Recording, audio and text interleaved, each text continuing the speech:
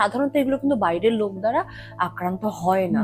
কাদেরকে দিয়ে হয়তো পারিবারিক পরিসরে তাদের রাডারের ভিতর যারা রয়েছে তাদের দিয়েই বেশিরভাগ ক্ষেত্রে আক্রান্ত হয়। তখন কি হয়, তখন আমরা সাধারণত এই জিনিসটা যে আগে ছিল না তা কিন্তু নয়, এটা আদি একটা সমস্যা, অসুবিধে কিন্তু, হ্যাঁ। এবং এটা একেবারে মানসিক একটা ব্যাধি, পেডোফিলিয়া, যারা শিশুদের ভেতরে আনন্দ খুঁজতে যায়, শিশুদের ভেতরটা দেখতে চায়। এটা খুবই ঘৃণিত এবং এটা একটা একেবারে মানসিক ব্যাধি।